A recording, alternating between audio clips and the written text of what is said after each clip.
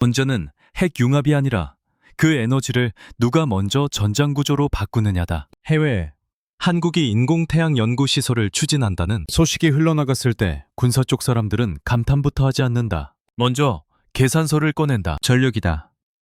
성시 기준 한국군 전체 전력 소비가 연간 약 1.2와트로 추산된다는 전제 위에 한국이 개발 중이라고 알려진 수소 1g이 석유 8통에 해당하는 3억 4천만 칼로리 수준의 에너지를 낸다는 수치를 대입하면 그 다음부터는 더 이상 과학 뉴스가 아니다. 그 순간부터는 군사력의 에너지 부담 구조, 즉 무기, 체계의 크기와 운영 방식을 묶어두던 보이지 않는 상한선이 흔들린다는 뜻이 된다. 여기서 중요한 건 상용화가 언제냐가 아니다. 상용화는 결과다. 지금 관찰해야 할 건 한국이 에너지 기술을 방산 기술로 연결하는 구조를 이미 설계하고 있다는 점이다. 해외 매체들이 유독 반응한 이유도 거기에 있다. 한국이 핵융합 상용화 속도를 실제로 앞당길 경우 제조 산업의 전력 단가가 최대 62%까지 떨어질 수 있다는 추정이 나왔다. 이 수치가 의미하는 건 단순한 비용 절감이 아니다. 전력 단가가 내려가면 군이 선택할 수 있는 무기 조합 자체가 바뀐다.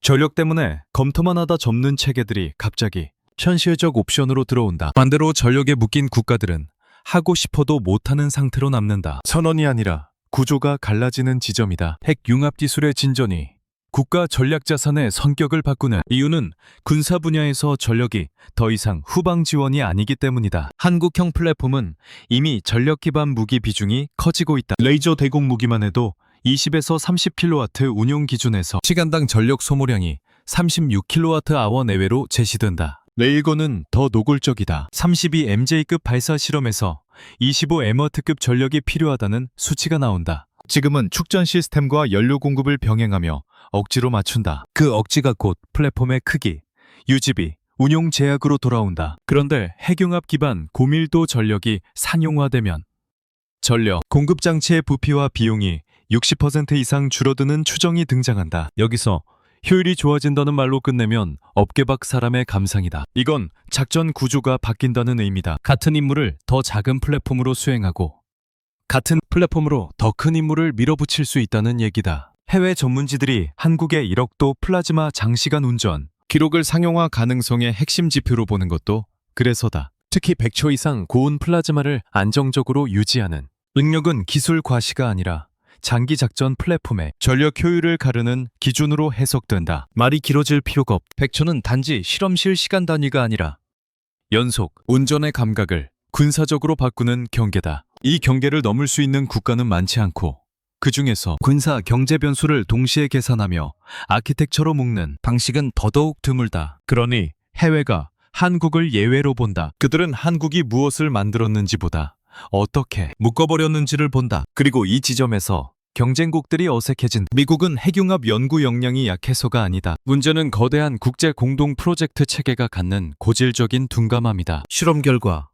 공유와 검증에 최소 4주가 걸리던 구조에서 한국은 평균 피드백 시간을 72시간 이하로 줄일 수 있다는 계산을 받는다. 최대 9배 가까운 속도 차이다. 기술성 속도는 천재가 한번 번뜩이는 순간이 아니라 반복되는 개량 주기의 누적에서 나온다. 속도가 빠른 쪽이 설계를 바꾸고 설계를 바꿀 수 있는 쪽이 규격을 만든다. 미국과 유럽이 강한 건 맞다. 다만 그 강함이 큰 조직의 관성을 이기지 못할 때 주도권은 의외로 쉽게 세워나간다. 속도를 만드는 핵심이 데이터 처리라는 점도 노골적이다. 한국이 보유한 AI 연산 인프라의 연간 분석 처리량을 140PB로 보는 평가가 있다. 단위가 낯설어도 핵심은 비교다. 이 수치가 미국 에너지 부문 핵융합 연구기관의 연간 처리량 대비 약 1.7배 높다는 진술이 붙는다. 핵융합은 실험보다 시뮬레이션 데이터가 더 빠르게 쌓이는 분야다. 데이터 처리 능력에서 앞서면 기술 성숙도가 가파르게 상승한다. 여기서 경쟁국들은 흔히 규모로 찍어 누르면 된다고 생각하는데 실제로는 데이터가 돌아가는 통로와 피드백의 조직 구조를 먼저 만든 쪽이 이긴다. 한국은 실험 데이터를 단일 연구센터에서 분석하도록 설계해 결과가 누적될수록 속도가 더 빨라지는 구조를 깔아두고 있다. 느린 쪽은 더 느려지고 빠른 쪽은 더 빨라진다. 이건 기술 격차가 아니라 결정 격차다. 여기에 소재와 제조가 들어오면 더 잔인해진다. 한국이 열충격 시험을 버틸 수 있는 고내열 특수압금 분야에서 98% 국산화율을 확보하고 있다는 분석은 단순한 자랑이 아니다. 일부 기업이 1300도 내외 환경에서 500회 이상 반복 시험을 통과한 소재 데이터를 보유하고 있다는 진술은 핵융합 설비 제작의 신뢰도와 단가를 동시에 지배할 수 있음을 뜻한. 해외 전문가들이 한국에서 설비 제작 가격이 20% 이상 저렴해질 수 있다고 보는 이유도 여기에 걸린다. 중국이 내열 소재 성능은 확보했지만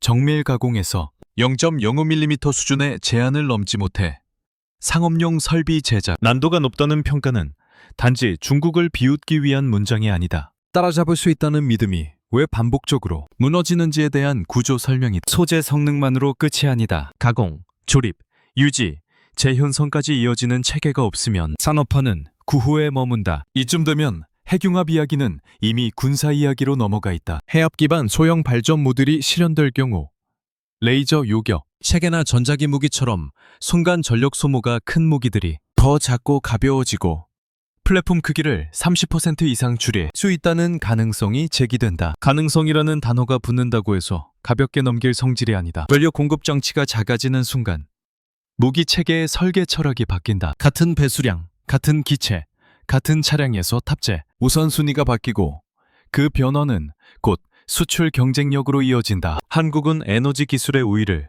방산 기술의 우위로 그대로 연결할 수 있는 구조를 갖게 된다는 평가가 나온다. 구조를 말하는 순간 경쟁국의 선언은 더 이상 위협이 아니다. 선언은 전력과 소재, 데이터와 속도가 없으면 그냥 방송용 문장이다. 그래서 해외가 한국을 경계하는 지점은 한국이 무엇을 개발했느냐가 아니라 한국이 어떤 국가 운영 방식을 갖고 있느냐다. 단일 국가로는 드물게 핵융합 상용화 전주기 실험 체계를 한 도시 안에 집중 구축하는 방식. 총사업비 1조 2천억 원 규모로 초전도 자석 시험부터 가열 전류 구동, 실험, 중성자 조사, 연료주기 시험까지 통합 수행한다는 설계는 연구시설이라 부르기엔 너무 노골적인 산업, 군사 결합 장치다. 국제 공동 프로젝트는 협의만 3년 이상 걸린다는 비교가 붙는다. 그에 비해 한국 일정이 평균 대비 2.4배 빠르게 진행된다는 분석이 나오는 건 우연이 아니다. 느린 쪽은 신중함이라 말하고 빠른 쪽은 설계로 밀어붙인다. 결과는 감정이 아니라 숫자로 나타난다. 이제 질문은 하나로 줄어든다. 에너지 단가를 흔들고 고온 플라즈마 운전 지표를 쌓고 전력 기반 무기의 플랫폼 구조를 바꾸며 데이터 처리로 계량 주기를 단축하고 소재 가공으로 제조 경쟁력까지 잠그는 나라가 한국이라면 그 다음 전쟁은 누가 더 많은 무기를 가졌느냐가 아니라 누가 먼저 규격을 바꿨느냐로 재편될 텐데 그때 아직도 기존 강대국들이 자신들의 속도를 통제할 수 있다고 믿는 근거는 어디에 남아있는가? 전력 비용은 숫자가 아니라 군사 선택지를 잠그는 보이지 않는 자물쇠다. 한국군의 평시 전력 소비량이 연간 약 1.2와트 수준이라는 추산치는 겉으로 보면 의미 없어 보일 수 있다. 하지만 군사 영역에서 이 수치는 단순한 통계가 아니라 모든 무기 체계가 공유하는 공통 제약 조건이다. 무기 하나하나의 성능은 다를 수 있어도 전력이라는 자원 앞에서는 모두 같은 규칙을 따른다. 더 많은 전력을 요구하는 무기는 더 큰 플랫폼을 필요로 하고 더 큰 플랫폼은 더 많은 유지비와 운용 제약을 동반한다. 이 구조가 수십 년간 군사기술 발전의 상한선을 만들어 왔다. 이 지점에서 수소 1g이 석유 8통에 해당하는 3억 4천만 킬로칼로리의 에너지를 낸다는 계산은 과학적 비유가 아니다. 군사적 언어로 번역하면 에너지 밀도의 질적 변화다. 에너지 밀도가 바뀌면 단가가 바뀌고 단가가 바뀌면 선택지가 바뀐다. 지금까지 대부분의 군사 강국은 전력 비용을 고정 상수처럼 취급해왔다. 그래서 무기 체계 설계는 항상 이 정도 전력까지가 현실적이라는 암묵적 선 안에서 이루어졌다. 한국의 핵융합 계산은 바로 그 선을 의심하는 데서 시작한다. 해외 경제 전문가들이 제조산업 전력 단가가 최대 62%까지 하락할 수 있다는 시나리오를 내놓았을 때 군사 분야가 더 먼저 반응한 이유도 여기에 있다. 방산에서 전력 단가는 단순한 비용 항목이 아니다. 전력 단가는 곧 작전 지속 시간, 출력 유지 한계, 동시 운용 가능한 시스템 수로 직결된다. 같은 예산으로 더 많은 전력을 쓸 수 있다는 건 같은 함정, 항공기, 기지에서 더 많은 무기 체계를 동시에 돌릴 수 있다는 뜻이다. 반대로 말하면 전력 단가가 내려가지 않는 국가는 아무리 고성능 무기를 개발해도 동시에 얼마나 쓰느냐에서 밀릴 수밖에 없. 지금까지 이 문제를 가장 우회적으로 해결해온 쪽은 미국이다. 대형 플랫폼, 풍부한 보급망, 압도적인 예산으로 전력, 비용 문제를 덮어왔다. 하지만 그 방식은 구조적으로 비효율을 안고 있다. 대형 플랫폼은 전력 여유를 주는 대신 은밀성과 기동성을 희생한다. 유지비와 인력 부담은 시간이 갈수록 커진다. 반면 한국이 계산하는 방향은 다르다. 전력 단가 자체를 낮춰서 플랫폼의 크기와 개념을 다시 정의하려는 접근이다. 이건 예산 싸움이 아니라 구조 싸움이다. 전력 비용이 낮아지면 가장 먼저 바뀌는 건 그동안 이론적으로는 가능하지만 현실적이지 않다고 취급되던 무기들이다. 레이저 요격체계, 고출력 전자기 무기, 장시간 채공, 무인 플랫폼 같은 것들이 대표적이다. 이들은 기술 부족 때문에 지연된 게 아니라 전력을 감당할 수 없어서 후순위로 밀려 있었다. 전력 단가가 내려가면 이 서열이 뒤집힌다. 기존 주력 무기가 중심이 아니라 전력 기반 무기가 작전의 중심으로 이동한다. 전쟁 양상이 바뀌는 순간이다. 여기서 중요한 건 속도다. 전력 단가 하락이 언젠가 일어날 수 있다는 가능성만으로는 아무 의미가 없다. 의미가 생기는 순간은 그 가능성을 구체적인 군사 시나리오로 계산하기 시작할 때다. 한국은 이미 그렇게 하고 있다. 군사 전문가들이 핵 융합을 두고 꿈 같은 이야기가 아니라 군사전력 변수로 취급하는 이유가 바로 여기에 있다. 에너지 기술을 군사 구조에 대입해 계산하는 국가가 많지 않다는 점은 우연이 아니다. 대부분은 여전히 기술 개발과 군사 운용을 분리해서 본다. 전력 비용을 구조적으로 낮춘다는 발상은 방산 산업에도 직접적인 충격을 준다. 무기 단가에서 전력이 차지하는 비중이 줄어들면 경쟁력의 기준이 바뀐다. 단순히 싸게 만들 수 있느냐가 아니라 같은 전력 조건에서 더 많은 기능을 집어넣을 수 있느냐가 핵심이 된다. 이 기준에서는 대형 플랫폼에 익숙한 국가보다 집약, 설계와 통합 운영에 강한 국가가 유리하다. 한국 방산이 최근 보여온 방향성과 정확히 겹친다. 경쟁국들이 이 지점을 불편해하는 이유도 명확하다. 전력 단가는 단기간에 따라잡기 어렵다. 예산을 늘린다고 해결되지 않는다. 에너지 기술, 인프라, 산업 구조, 주재 환경이 동시에 바뀌어야 한다. 미국과 유럽은 각기 다른 이유로 이 조정이 느리다. 중국은 속도는 빠르지만 신뢰성과 통합 운용에서 구조적 한계를 드러내고 있다. 반면 한국은 비교적 작은 규모의 국가임에도 불구하고 전력 비용을 중심으로 군사, 산업, 연구를 한 묶음으로 설계하고 있다. 이 방식이 위협적인 이유는 한번 궤도에 오르면 외부에서 개입하기가 거의 불가능해지기 때문이다. 결국 전력 비용은 얼마나 싸냐의 문제가 아니라 누가 전쟁의 기본 규칙을 다시 쓰느냐의 문제로 바뀌고 있다. 한국이 핵융합을 통해 건드리고 있는 건 바로 그 규칙이다. 이 규칙이 흔들릴 때 기존 강대국들이 유지해온 전력, 우위의 근거도 함께 흔들리게 되는데 그때 그들이 선택할 수 있는 대응 수단이 과연 기술 추격인지 아니면 규칙 자체를 바꾸려는 정치적 압박인지가 아직 분명하지 않다는 점에서 다음 불균형이 이미 만들어지고 있다. 1억 도백초는 기록이 아니라 작전 시간의 언어다. 해외 전문지들이 한국의 핵융합 성과를 평가할 때 가장 집요하게 붙드는 숫자는 1억 도도 인공태양이라는 수식어도 아니다. 그들이 반복해서 언급하는 건 고온 플라즈마를 100초 이상 안정적으로 유지했다는 기록이다. 이 수치는 과학기사에서는 종종 대단한 실험 성과 정도로 소비되지만 군사 분석에서는 전혀 다른 언어로 번역된다. 연속 운전이 가능한 시간, 다시 말해 전력을 순간적으로 쓰는 기술에서 지속적으로 쓸 수 있는 체계로 넘길 수 있느냐의 경계선이 군사 플랫폼에서 시간은 항상 잔인하다. 몇 초, 몇 분의 차이가 작전 성공과 실패를 가른다. 그런데 핵융합 분야에서 100초라는 시간은 단순한 연장이 아니다. 임은 플라즈마 제어, 초전도 자석 안정성, 열 관리, 전류 구동이 동시에 흔들리지 않고 유지됐다는 증거다. 어느 하나라도 불안정하면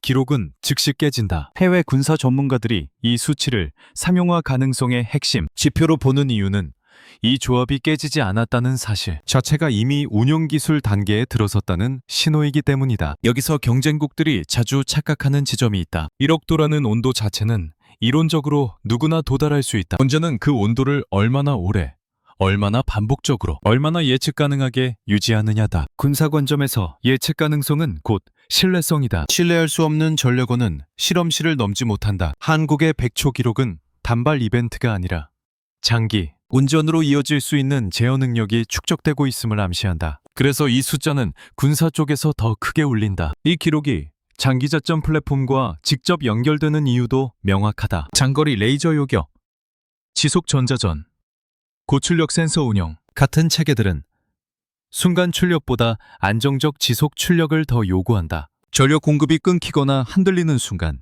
무기는 무력화된다. 기존 에너지 체계에서는 이를 보완하기 위해 복잡한 축전, 장치와 예비 전원을 덧붙여왔다. 그 결과 플랫폼은 커지고 유지비는 늘고 고장은 잦아졌다. 고온 플라즈마를 100초 이상 안정적으로 유지할 수 있다는 건 이 복잡한 보조 구조를 줄일 수 있는 방향으로 설계를 밀어붙일 수 있다는 뜻이다. 해외에서는 이 지점을 두고 한국이 군사 경제 변수를 동시에 계산하는 거의 유일한 국가라고 평가한다. 과정이 아니다.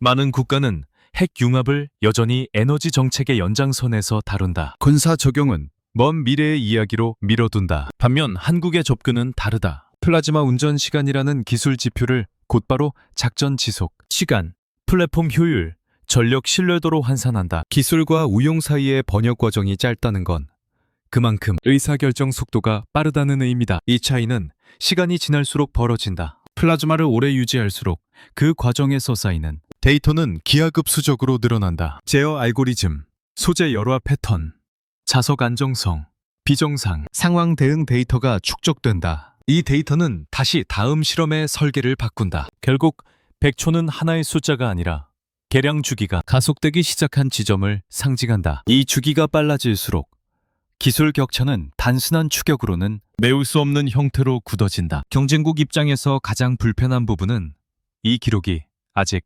완성이 아니라는 점이다. 100초는 목표가 아니라 출발선이다. 군사적 관점에서 보면 이 정도 안정성이 확보되면 그 다음 질문은 자연스럽게 바뀐다. 오래 갈 수 있느냐가 아니라 이 시간을 어떤 무기체계에 먼저 연결할 수 있느냐로 이동한다. 그리고 그 질문이 등장하는 순간 핵융합은 더 이상 연구소의 성과가 아니라 전력 구조를 재편하는 변수로 작동하기 시작한다. 문제는 여기서부터다. 고온 플라즈마의 장시간 안전운전이 가능해질수록 전력은 제약이 아니라 설계 요소로 바뀐다. 전력을 얼마나 아끼느냐가 아니라 전력을 어떻게 쓰느냐가 중심 질문이 된다. 이 변화에 적응하지 못하는 국가는 기술 수준과 무관하게 작전 개념에서 뒤처질 수밖에 없다. 한국이 100초라는 숫자를 쌓아 올리는 동안 여전히 많은 국가들이 핵융합을 미래 담론으로만 소비하고 있다는 사실은 이미 다음 불균형이 어디서 생길지를 예고하고 있다. 플랫폼이 작아질 때 전쟁은 화력보다 구조에서 갈린다. 전력 기반 무기가 본격적으로 논의되기 시작한 이후에도 많은 국가들이 여전히 같은 질문을 반복한다. 출력이 충분한가라는 질문이다. 하지만 이 질문은 이미 한 박자 늦었다. 출력은 기술로 해결된다. 진짜 분기점은 그 출력을 감당하기 위해 플랫폼이 얼마나 커져야 하느냐에 있다. 여기서 한국이 제시하는 계산은 노골적이다. 핵융합 기반 고밀도 전력이 상용화될 경우 전력 공급, 장치의 부피와 비용이 60% 이상 줄어들 수 있다는 추정, 그리고 그 결과로 플랫폼 크기를 30% 이상 축소할 수 있다는 가능성이다. 이 수치는 성능 자랑이 아니라 설계 규칙의 변경을 의미한다. 기존 군사 플랫폼의 설계는 전력을 뒤에서 받쳐주는 요소로 취급해왔다. 그래서 전력 시스템은 항상 여유를 두고 커졌다. 여유는 곧 무게와 공간이다. 그 무게와 공간이 센서, 무장, 방호를 잠식했다. 레이저 요격 체계나 고출력 전자기 무기가 현실화되지 못한 이유도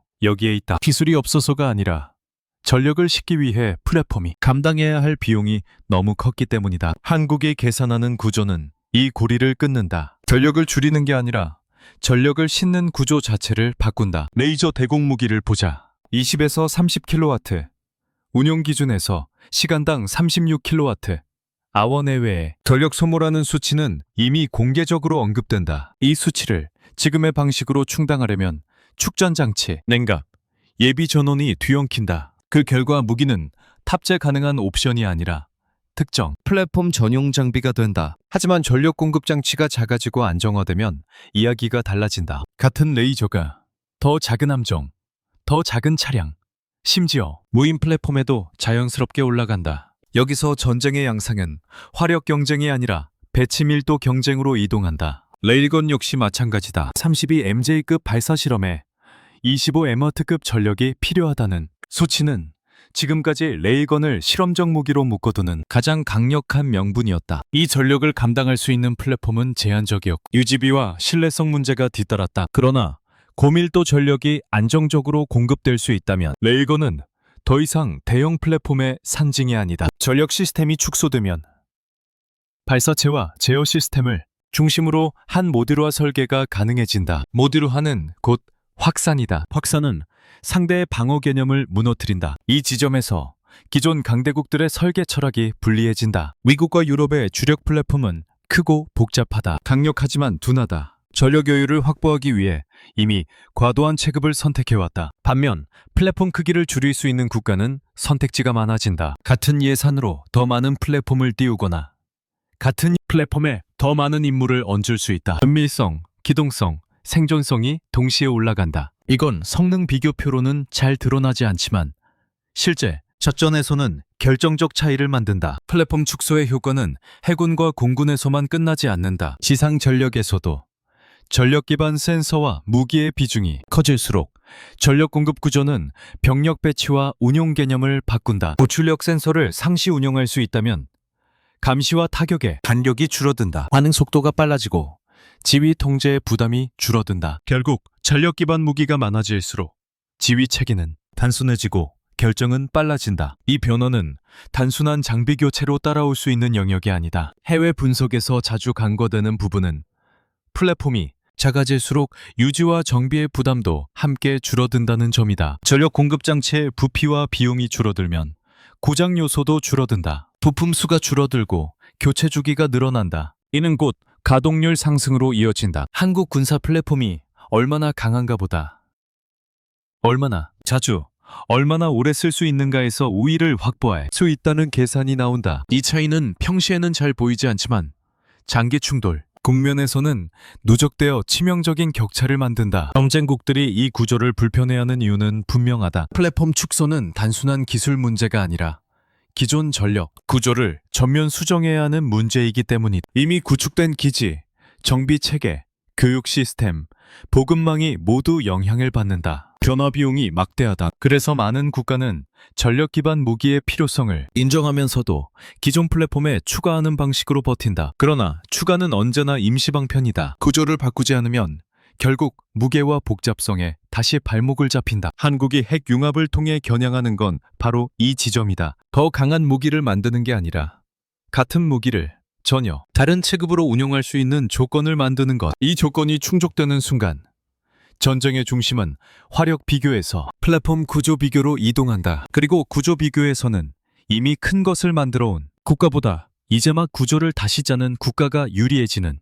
아이러니가 발생하는데, 그 아이러니가 실제 작전, 환경에서 어떤 균열을 만들어낼지는 아직 누구도 단정하지 못한 채로 남아있다. 잠수함에서 핵융합이 위험한 이유는 더 멀리 가서가 아니라 더 오래 사라지기 때문이다. 잠수함 전력 이야기가 나올 때마다 많은 분석이 같은 지점에서 멈춘다. 얼마나 오래 작전할 수 있는가, 속도가 얼마나 빨라지는가 같은 표면적 지표들이다. 하지만 한국의 핵융합 기반 추진 논의가 불편한 이유는 그보다 깊다. 기존 원자력 추진 체계가 안고 있는 구조적 부담, 즉 연료 관리와 방사능 차폐가 설계 자체를 지배해온 현실을 근본적으로 흔들기 때문이다. 핵융합 기반 추진체는 이 전제를 무너뜨린다. 방사능 위험이 상대적으로 낮아지고 연료 교체 주기가 길어지며 운영 유지 비용이 크게 줄어든다는 분석은 단순한 효율 개선이 아니다. 잠수함이라는 플랫폼의 성격 자체를 바꾼다는 신호다. 기존 원자력 잠수함은 강력하지만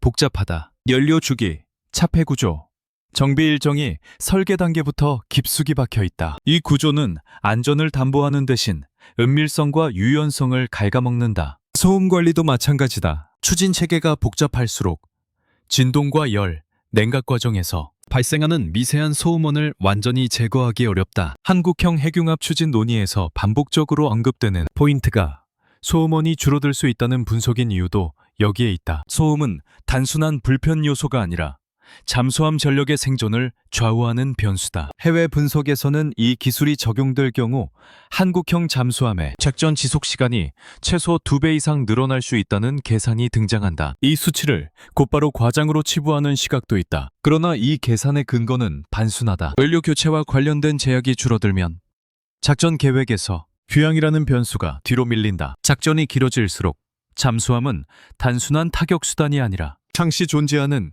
위협이 된다. 상대는 어디에 있는지가 아니라 어디에 있을 수 있는지를 고민해야 한다. 이 상태가 만들어내는 심리적, 전략적 부담은 숫자로 환산하기 어렵다.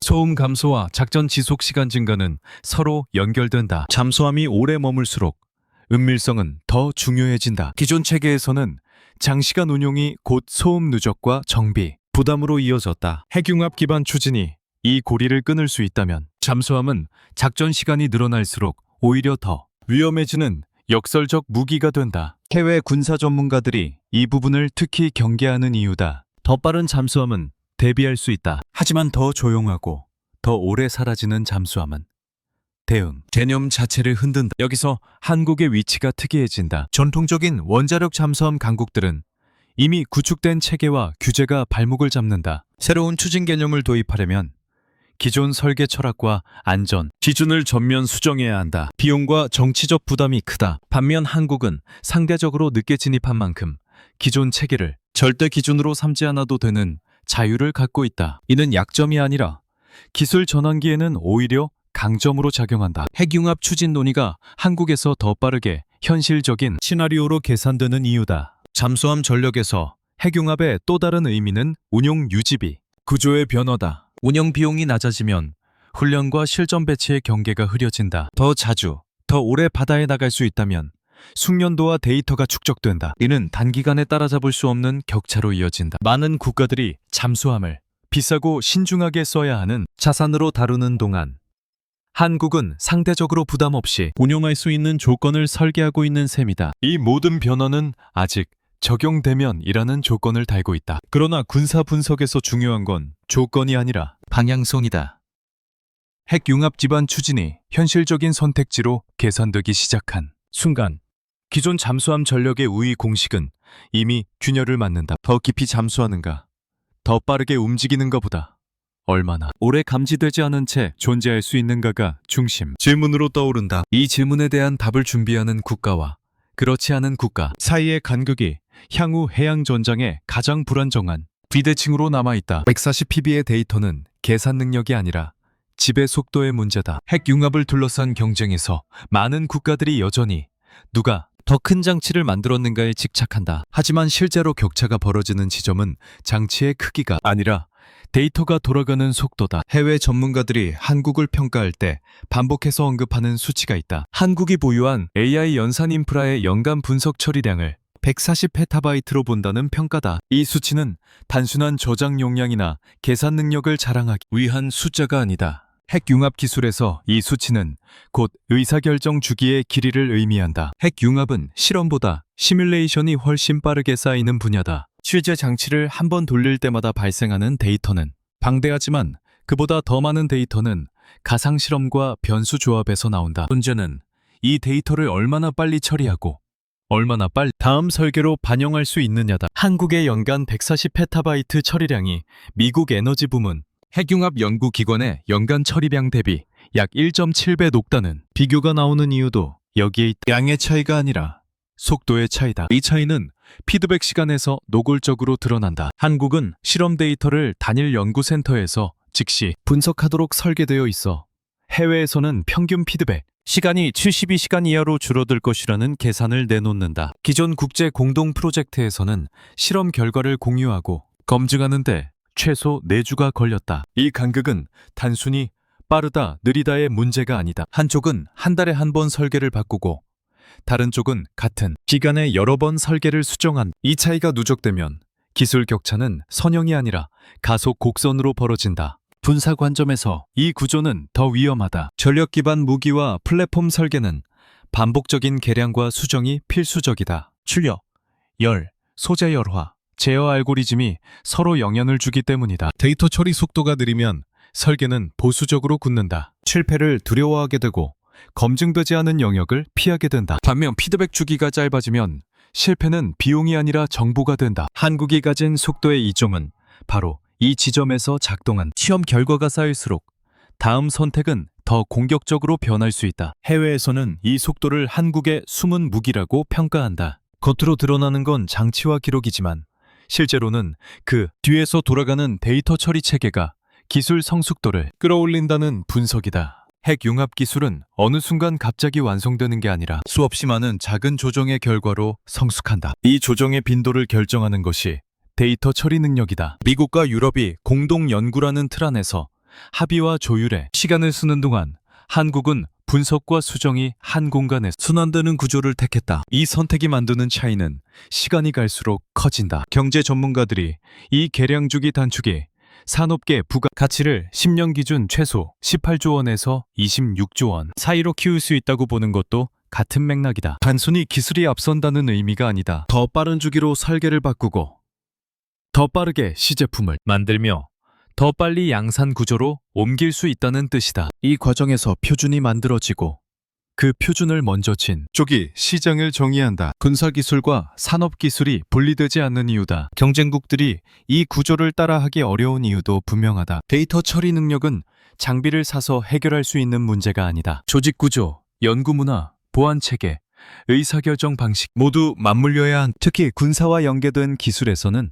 데이터 이동과 공유가 느릴수록 안전하다고 믿는 관성이 강하다. 한국은 이 관성을 깨고 속도 자체를 안전의 일부로 설계하고 있다. 빠르게 분석하고 빠르게 수정하는 것이 오히려 위험을 줄인다는 판단이다. 이렇게 되면 기술 경쟁의 성격이 바뀐다. 누가 더 뛰어난 아이디어를 갖고 있느냐보다 누가 더 많은 시도를 감당할 수 있느냐가 중요해진다. 시도를 감당할 수 있는 능력은 곧 데이터 처리 속도에서 나온다. 한국이 140페타바이트라는 수치를 쌓아 올리는 동안 국가들은 여전히 회의 일정과 승인 절차를 계산하고 있다. 이 시간차가 쌓일수록 핵융합을 둘러싼 경쟁은 기술, 대결이 아니라 결정 속도의 경쟁으로 변질되는데 속도 차이를 전장과 산업 현장에서 누가 먼저 체감하게 될지는 이미 방향이 정해진 상태로 보인다. 소재와 제조에서 벌어지는 격차는 추격 의지를 무력화시키는 벽이다. 핵융합 경쟁을 두고 많은 분석이 장치와 이론에 집중하지만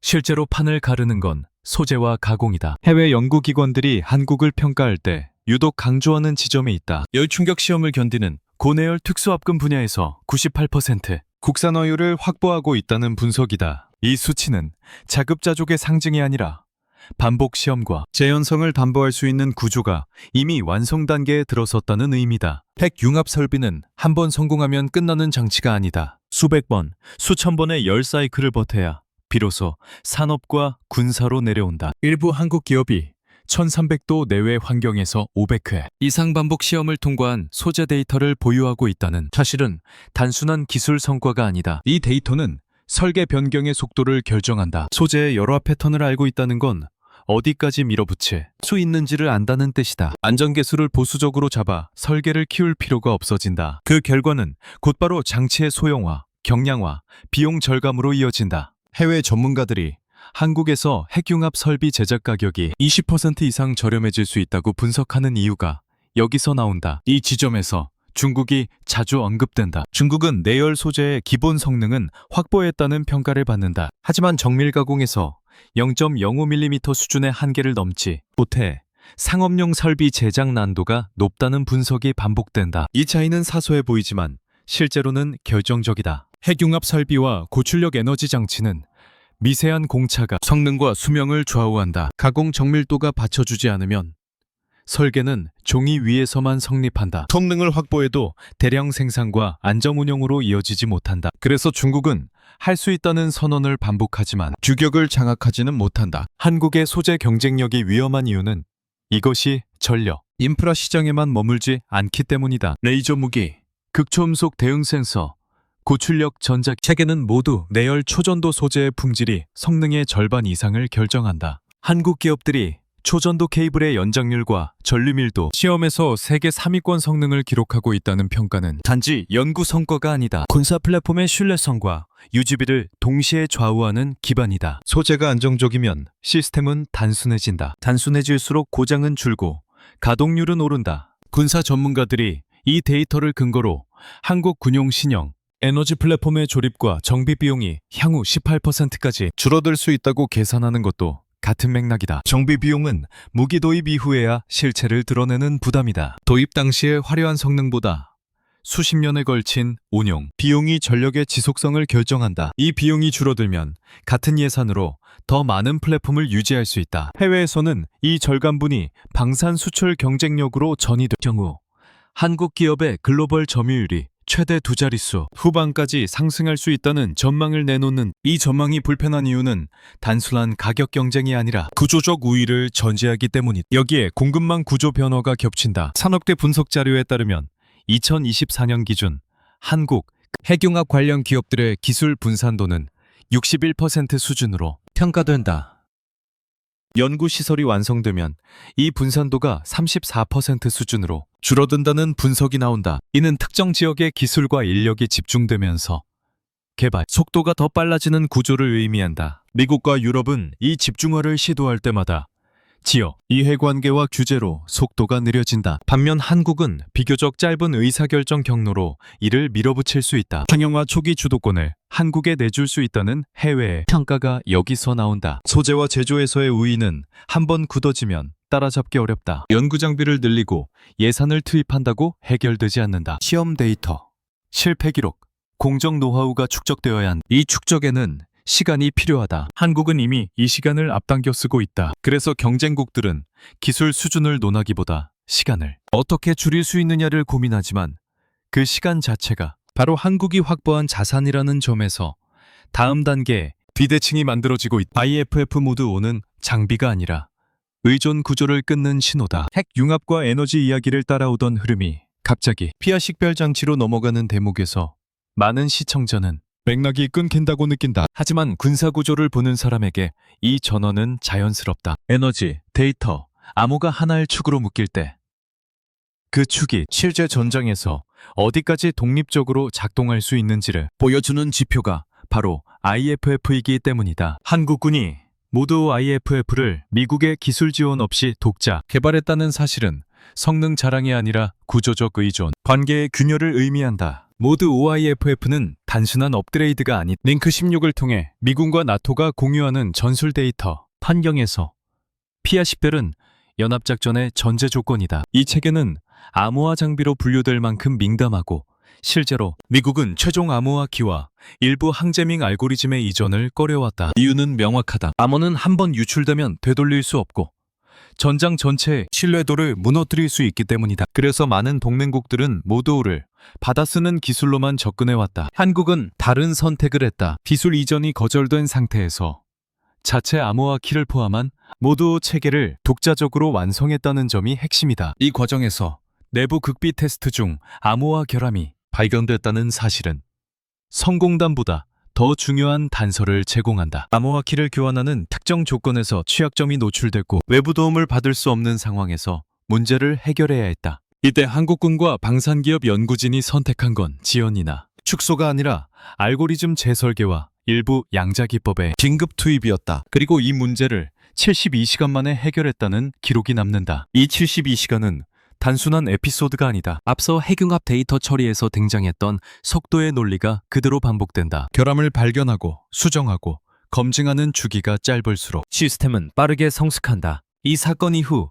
한국의 방산 보안 기술 수준이 급격히 향상됐다는 내부 평가가 나오는 것도 우연이 아니다. 보안은 이론이 아니라 위기 대응의 축적에서 만들어진다. 한국은 실제 위기를 통해 암호 체계를 단련했다. 완성된 모드 OIFF는 이전 세대와 비교해 암호화와 신호 송수신 능력에서 월등한 안정성을 확보했다는 평가를 받는다. 항제밍 성능이 강화되면서 적의 전파 교란 시도에도 신호 왜곡 가능성이 크게 줄어들었다. 이 안정성은 곧바로 작전 환경에서 의미를 갖는다. 정조대왕함과 충남함 같은 최신 함정에 모드 OIFF가 탑재되면서 레이더가 탐지한 표적 정보와 피아 식별, 코드가 실시간으로 통합 전투체계에 반영된다. 해전에서 단 한 번의 50별도 치명적이라는 전제를 생각하면 이 통합의 무게는 가볍지 않다. 여기서 중요한 건 이 체계가 미국의 암호 자산에 전적으로 의존하지 않는다는 점이다. 연합작전은 유지하되 핵심 판단 능력은 자국 체계 안에 남긴다. 이는 동맹을 약화시키는 선택이 아니라 동맹 내에서의 위치를 바꾸는 선택이다. 기술적으로 독립된 국가는 협력할 수 있지만 종속된 국가는 따를 수밖에 없다. IFF 모드 5. 독자 개발은 한국이 어느 쪽에서 있는지를 명확히 보여준다. 미래 전장으로 갈수록 이 차이는 더 커진다. 무인 항공기, 무인 함정, 자율 전투 체계가 늘어날수록 피아십들은 인간의 판단을 넘어 AI, 의사결정의 입력값이 된다. AI가 아군과 적군을 구분하려면 그 출발점은 신뢰할 수 있는 암호화된 신호다. 암호가 흔들리면 자율체계 전체가 무력화된다. 그래서 한국군이 양자 암호화, 자체 암호화 키 기술을 계속 발전시키는 이유는 명확하다. 이는 기술 자립의 상징이 아니라 자율 전쟁의 생존 조건이다. 결국 IFF 모드 5는 하나의 장비로 끝나지 않는다. 핵 융합으로 확보하려는 에너지 자립, 데이터 처리로 만들어낸 속도 우위, 소재와 제조에서의 신뢰성, 그리고 암호 기술의 독립성이 한 점으로 수렴하는 곳이 바로 이 체계다. 이 축이 완성될수록 한국은 특정 국가의 기술 정책, 변화나 통제에 의해 전력 구조가 흔들리지 않는 위치로 이동한다. 그리고 이 이동은 선언으로 되돌릴 수 있는 성질의 것이 아니라는 점에서 기존 강대국들이 느끼는 불편함은 시간이 갈수록 더 선명해지고 있다.